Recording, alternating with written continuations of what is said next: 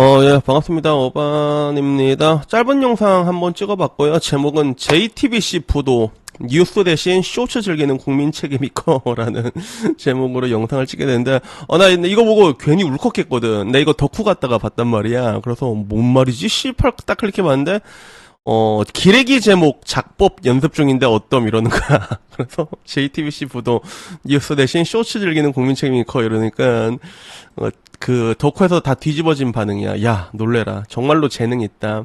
이 집 타이틀 잘 뽑네. 좀 친다. 기레기 합격. 재능 미쳤다.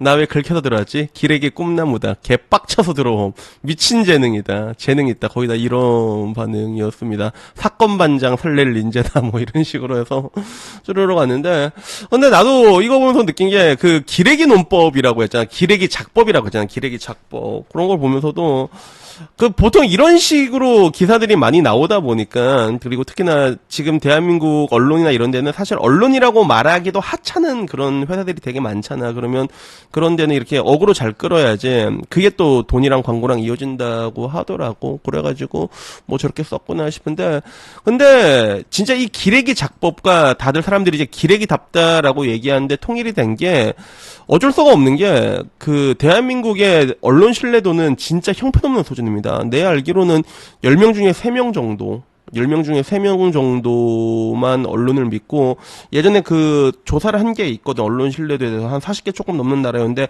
거의 최하위로 나왔단 말이야. 그래서 그 얼마 전에도 제가 올린 거 기억하는 분 있겠지만, 대한민국의 그 언론 신뢰도 4년 연속 1위가 MBC였고 19년 최고의 언론인이 손석희가 뽑히고, 그런 것만 봐도 알 수 있잖아. 얼마나 심각한 상황인지. 근데 실제로 그런 결과답게 국민 중에서 기레기를 향한, 어떻게 보면 분노에 가까운 거지. 기자라는 직업 자체를 신뢰하는 사람이 그렇게 많지가 않은 것 같아. 그거는 회사도 마찬가지고. 뭐 추가적으로 하나 얘기하자면, 영상 이렇게 끝내면 너무 빨리 끝내니까 뭔가 되게 안타까운 게 뭐냐면 신뢰도가 높은 게 없는 것 같아. 그 방금 말한 것처럼 언론 신뢰도도 최하위인데, 문제는 언론 신뢰도만 최하위가 아니라 대한민국은 정치인들을 향한 신뢰도도 최하위고, 그리고 사법 신뢰도도 지금 최하위입니다. 정확히는 계속 다 떨어지고 있는 그런 상황이라고 볼 수 있거든요. 그리고 그것뿐만이 아니라 이제는 사람들이 이제 공공기관도 믿을 수가 없다. 공공기관이 행하는 그 어떤 서비스도 믿을 수 없는 그런 상황까지 와가지고 모든 게 전부 다 뭐라고 해야 될까, 하향평준화라고 해야 되나, 그런 식으로 돼가고 있는 거야. 그리고 그 중에서 하나 절대적으로 다 사라지고 있는 게, 그런 인간과 인간과의 신뢰감도 굉장히 많이 사라지고 있는 것 같아요. 그래서 제가 유튜브 하면서 제일 많이 했던 얘기 중에 하나가 그 신뢰의 비용에 대해서 굉장히 이야기를 많이 했거든.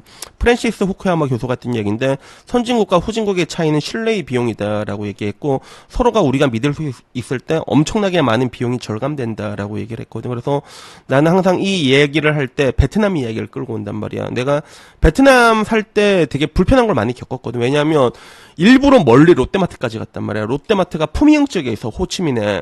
근데 나는 내가 살았던 곳이 렌탄톤 쪽에, 내가 호치민을 내가 6개월을 살았거든요. 그래서 3개월은 렌탄톤 쪽에 살았고, 그리고 3개월은 이군 쪽에 살았던 걸로 아니, 이군 아니었다. VBN이 이군 아니지.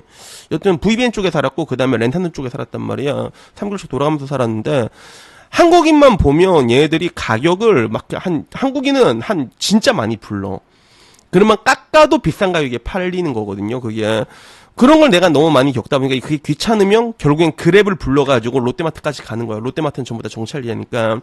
가면 라면도 다 팔고 김치도 팔고 진짜 좋아. 호치민 롯데마트 진짜 개 좋아, 여러분. 내가 그래가지고 호치민이랑 근데 베트남만 6개월 살았던 게, 한국인들이 살기가 진짜 좋습니다, 베트남이. 그 반증으로 한인 교민들이 제일 많잖아요, 베트남 쪽에. 근데 문제는 그게 하면서 너무 불편한 거야. 나는 왜 물건 하나를 사더라도 지금 멀리까지 가야 되는가? 못 믿으니까. 뭐 하나만 사도 덤탱치고 그러니까. 그래서 그때 이게 신뢰의 비용이었을까? 내가 단적으로 느낀 건 그거였는데, 근데 문제는 지금 와서 대한민국을 보게 되면 그 모든 것들을 믿을 수가 없는 것 같아. 다 그렇잖아.